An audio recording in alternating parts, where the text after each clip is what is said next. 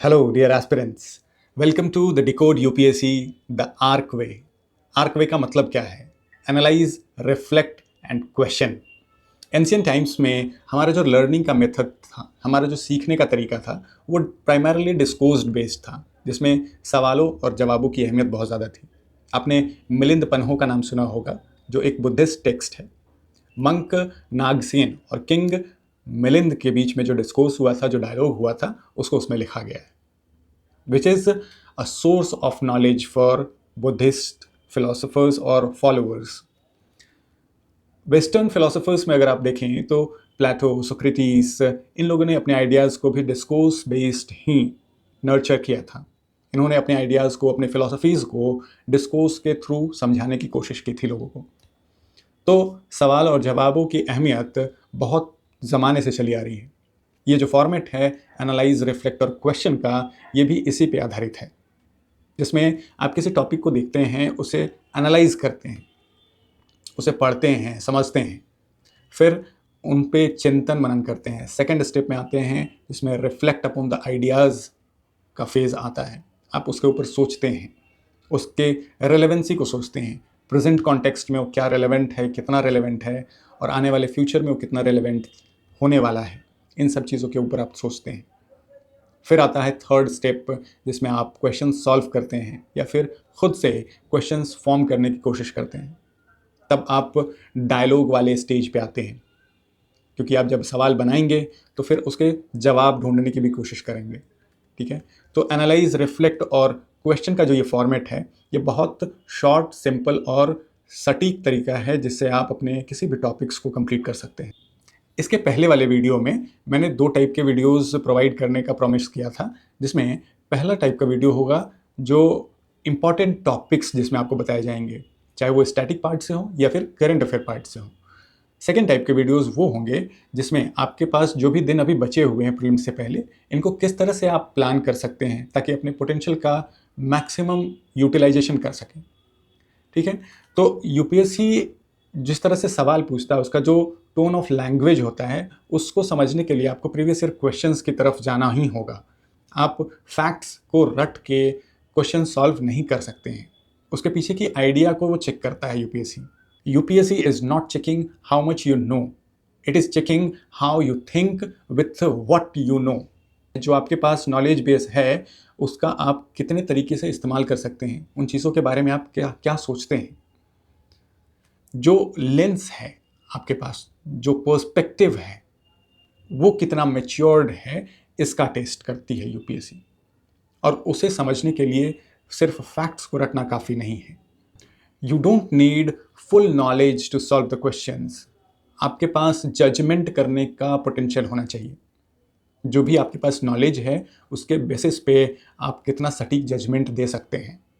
आपने कई बार टॉपर्स को उनके वीडियो में ये कहते हुए सुना होगा कि मुझे सिर्फ 30-40 सवाल आते थे, उसके बाद जो भी मैंने सॉल्व किया वो गेस बेस्ड क्वेश्चंस थे। तो वो जजमेंट करने के लिए आपको रिस्क लेना होगा, लेकिन अगर आप टोटल 100 क्वेश्चन के ऊपर रिस्क लेंगे तो बड़ी मुश्किल हो जाएगी। 30-40 क्वेश्चंस जो आते हैं, हर साल आते हैं, सवाल रिपीट नहीं होते हैं, लेकिन वो थीम्स रिपीट होते हैं।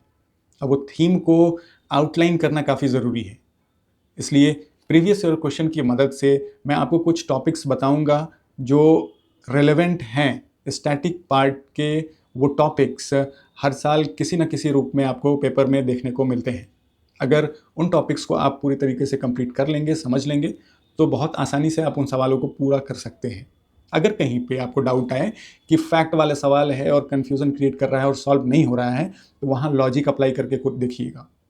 बहुत ज़्यादा चांसेस हैं कि फैक्ट वाले सवाल जो बहुत फैक्चुअल हैं, वो लॉजिक के थ्रू, एलिमिनेशन के थ्रू बहुत आसानी से सॉल्व हो जाते हैं। जैसे फॉर एग्जांपल 2025 में जो सवाल पूछे गए थे, उसमें सेट ए में एक क्वेश्चन है, क्वेश्चन नंबर 8, उसमें स्टॉक मार्केट के ऊपर सवाल पूछा गया था।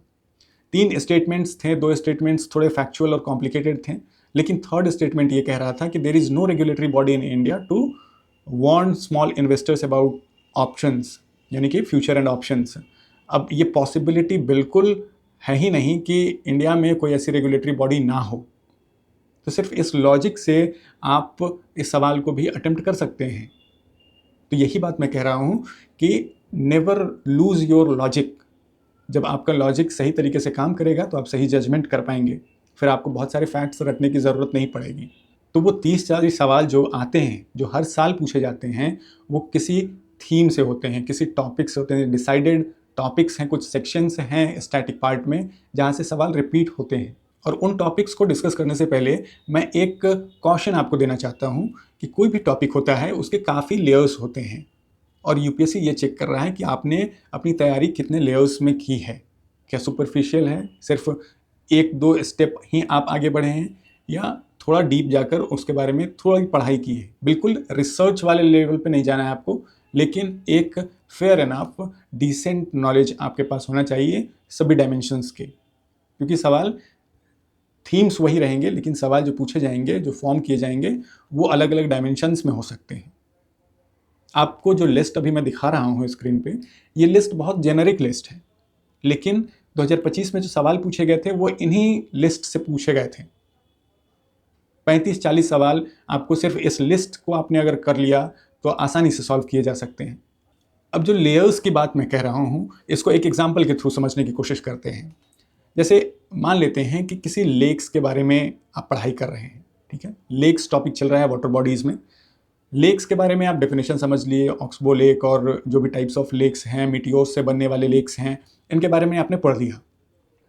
अब यूपीएससी इसके ऊपर सवाल कैसे पूछ सकता है? जैसे 2025 में ही जो सवाल पूछा था यूपीएससी ने, वो सवाल ये था कि इक्वेटर से पास होने वाले जो भी वाटर बॉडीज़ हैं उनका नाम बताइए, या फिर उनके फॉर्मेशन के ऊपर कैटेगराइजेशन होगा, या उनके लोकेशन के ऊपर कैटेगराइजेशन होगा। उस पैटर्न को आपको पकड़ना होगा। अभी कुछ नए टाइप के सवाल भी देखे जा रहे हैं जिसमें स्टेटमेंट 2 पार्ट में डिवाइडेड होता है। फर्स्ट पार्ट लॉजिकली करेक्ट होगा, जो कॉन्सेप्ट बेस्ड होगा, और सेकंड पार्ट बहुत सटल तरीके से फ्लॉड होता है, उसमें कुछ माइनर चेंजेस करके उस स्टेटमेंट को गलत बना दिया जाता है। तो ये ट्रिक्स एग्जामिनर्स यूज़ करते हैं आपके जजमेंट को टेस्ट करने के लिए। आपके पास नॉलेज है तो किस लेवल तक का नॉलेज है, क्या आपके अंदर पेशेंस है कि आप पूरा स्टेटमेंट पढ़ पा रहे हैं, या आधा स्टेटमेंट पढ़ के आपने सॉल्व करने की कोशिश की है। तो इस थीम को जो भी आपको ये स्क्रीन पे दिख रहा है, जिसमें एंटी डिफेक्शन लॉ है, anti defection law 10th schedule में है, ठीक है, इसके ऊपर सवाल पूछे गए थे। डीपीएसपी फंडामेंटल ड्यूटीज़ या फंडामेंटल राइट्स, ये सवाल रिपीट होते हैं काफ़ी ज़्यादा। स्पीकर चेयरमैन के पावर्स और प्रेसिडेंट और गवर्नर के पावर्स, इनके क्या फैसिलिटीज़ हैं, इनके ऊपर काफ़ी इंपॉर्टेंट टॉपिक है ये। लोकपाल का फॉर्मेशन कैसे होता है, ठीक है, इनका फंक्शन क्या है, कॉन्स्टिट्यूशन कैसे होता है, इनका टाइम पीरियड क्या होता है, ये सब चीज़ें इंपॉर्टेंट होती हैं। इंटर स्टेट काउंसिल, कुछ काउंसिल्स बनाए गए हैं स्टेट्स के द्वारा, तो inter state council, national security council, zonal council. फिर कुछ इंपॉर्टेंट बॉडीज़ जैसे कि reserve bank of India, SEBI, security exchange board of India, जिसके बारे में अभी थोड़ी देर पहले मैंने आपको बताया कि सवाल पूछा गया था। Finance commission of India, finance commission of India आपको पता है कि कॉन्स्टिट्यूशनल बॉडी होती है जो एक टाइम पीरियड के लिए किसी पर्टिकुलर फंक्शन के लिए उसको गठित किया जाता है, ताकि जो सेंटर और स्टेट के बीच में जो शेयर ऑफ रेवेन्यू है उसको डिसाइड किया जा सके। इसके ऊपर काफ़ी सिंपल सवाल पूछा गया था। जनरली जो सेंटर स्टेट को प्रोवाइड करता है वो 41% अराउंड होता है। स्टेटमेंट में सब कुछ सही लिखा हुआ था, 41 को सिर्फ 4% कर दिया गया था। तो इस तरह का फ्लॉ भी स्टेटमेंट फॉर्म करते वक्त किया जाता है। तो अगर आप ये सोचते हैं कि फैक्ट बिल्कुल भी इंपॉर्टेंट नहीं है और सिर्फ हम आइडियाज़ पे जाएंगे, तो थोड़ा मिस्टेकन है। थोड़ा बहुत फैक्ट आपको पता होना चाहिए, क्योंकि ये बहुत बेसिक है। फाइनेंस कमीशन का ये फैक्ट 41% का, ये बहुत बेसिक है, ठीक है।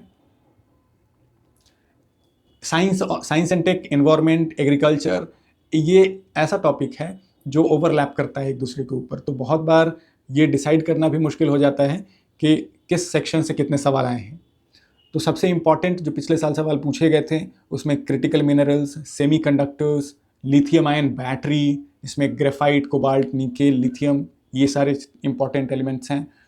फिर इन्वायरमेंट से सर्कुलर इकोनॉमी, कॉन्टिनेंटल ड्रिफ्ट का जो टॉपिक है वो काफ़ी इंपॉर्टेंट है।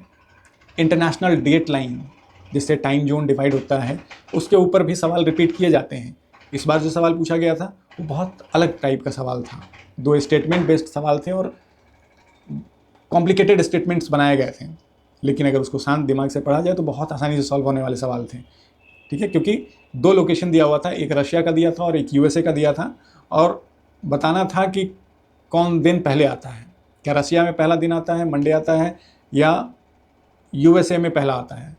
तो हम सभी जानते हैं कि ईस्ट टू वेस्ट जाएंगे तो वेस्ट में दिन बाद में आता है, ईस्ट में पहले आता है, क्योंकि जो सन का मूवमेंट है वो ईस्ट टू वेस्ट होता है। ठीक है, तो बहुत सिंपल टाइप के लॉजिक्स थे और उसके ऊपर सवाल फॉर्म कर दिए जाते हैं। सवाल का जो फॉर्मेशन है, टोन ऑफ द लैंग्वेज है, वो काफ़ी अलग और कॉम्प्लिकेटेड होने लगा है। Artificial way of causing rainfall, अब रेनफॉल जो आर्टिफिशियल रेन्स करवाए जाते हैं तो उसमें कौन से एलिमेंट्स का इस्तेमाल किया जाता है, ये सवाल पूछा गया था। सब ट्रॉपिकल एंड टेम्परेट एरियाज़, तो जो ग्लोब है इसको अलग अलग रीजन्स में, पोलर रीजन्स, टेम्परेट, इक्वेटोरियल, सब ट्रॉपिकल, इस तरह से जो डिवीज़न किया गया है, तो उनके प्राइमरी कंडीशंस क्या हैं और क्या उनका कंपोनेंट है, क्या फीचर्स हैं, इन सब के ऊपर काफ़ी ज़्यादा आपकी समझ होनी चाहिए, स्ट्रॉन्ग होल्ड होना चाहिए, क्योंकि ये ज्योग्राफी का बेसिक कॉन्सेप्ट है। हिस्ट्री में अगर देखें तो राजा राममोहन रॉय के बारे में था, नॉन कोऑपरेशन मूवमेंट के बारे में। नॉन कोऑपरेशन मूवमेंट के ऊपर 2 सवाल थे। वायलेटिंग साल्ट लॉ, जो डांडी मार्च था, उसके ऊपर सवाल थे। चौरी चौरा के ऊपर सवाल पूछा गया था। फॉरेन ट्रेवलर्स हम पढ़ते हैं तो फायान, जो चंद्रगुप्त टू के टाइम पे आए थे, उनके ऊपर सवाल पूछा गया था। पलवाज में महेंद्र वर्मन 1 के ऊपर सवाल पूछा गया था। राजेंद्र जो चोला डायनेस्टी के हैं, उनके ऊपर उनके एक्सपेडिशंस पे सवाल पूछे गए थे। फिर अशोकन इंस्क्रिप्शंस, अशोकन इंस्क्रिप्शन कौन नहीं पढ़ता है, मतलब ये ऐसे टॉपिक्स हैं। या फिर मोहनजोदारो की जो डांसिंग गर्ल है उसके बारे में सवाल।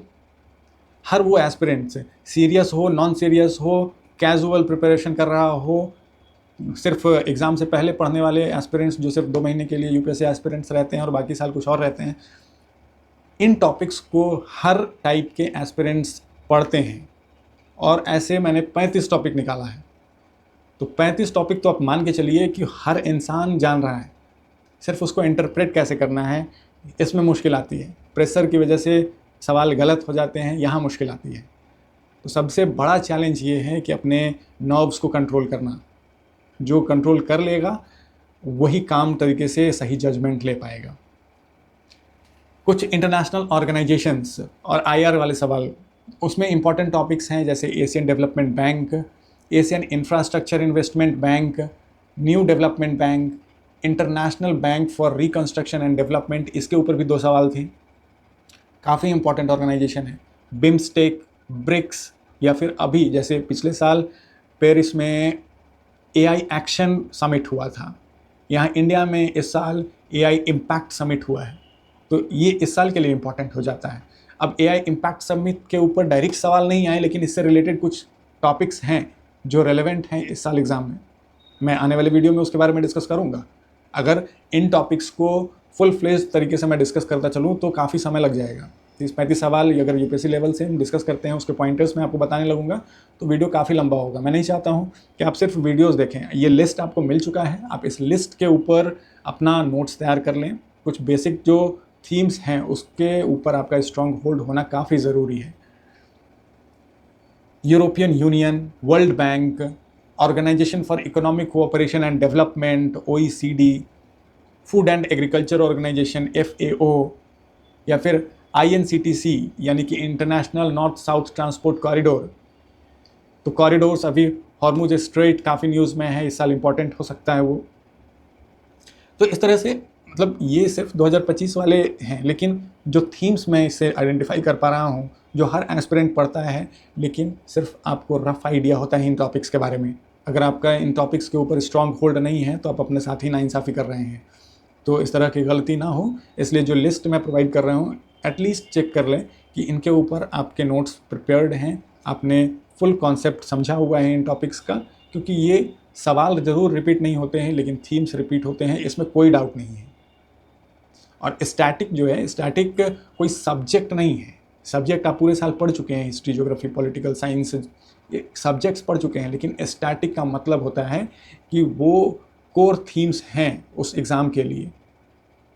एक नज़रिया देता है वो आपको कि ये फ्रेम है और इस फ्रेम के अंदर जितने भी करंट अफेयर और जितने भी टॉपिक्स आते हैं उनको ही आपको कवर करना है। तो सबसे ज़रूरी बात है कि उस फ्रेम को हमें आइडेंटिफाई करना होगा, तभी हम उस फ्रेम के थ्रू अपने डायमेंशंस को देख सकते हैं कि हमें कहाँ तक जाना है। और तभी हमें ये भी पता चलेगा कि क्या चीज़ें छोड़नी है। ठीक है। तो ये जो लिस्ट मैं प्रोवाइड कर रहा हूँ इसके ऊपर आप चेक कर लें। अगर आपके पास नोट्स है तो बहुत अच्छा बात है। नेक्स्ट वीडियो में और भी लिस्ट मैं प्रोवाइड करूँगा। अगर नहीं है आपके पास तो इस लिस्ट के ऊपर आप फटाफट नोट्स तैयार कर लें, क्योंकि ये काफ़ी इंपॉर्टेंट टॉपिक्स हैं। और इस वीडियो का या इस टाइप के वीडियोज़ का ये मकसद नहीं है कि आपको सवाल प्रेडिक्ट करके मैं बता दूं कि ये सवाल आने वाले हैं। ये फाउंडेशन है। अगर ये फाउंडेशन कमज़ोर होगा तो इसके ऊपर आप जो भी रिवीजन के फेज़ में बिल्ड करेंगे वो सस्टेनेबल नहीं होगा, आपको फिर एग्ज़ाम के दिन कन्फ्यूज़न होगा। तो इसलिए इस फाउंडेशन को और स्ट्रॉन्ग करने के लिए जुड़े रहें इस चैनल से, सब्सक्राइब टू दिस चैनल। और जो भी इस साल का अटेम्प्ट दे रहे हैं उन सभी के साथ इस वीडियो को ज़रूर शेयर कीजिएगा, ताकि उन्हें भी इन टॉपिक्स जो बेसिक टॉपिक्स हैं उनके बारे में पता हो, ताकि वो भी अपना रिवीजन अच्छे तरीके से प्लान कर पाएँ। Thank you so much, all the best.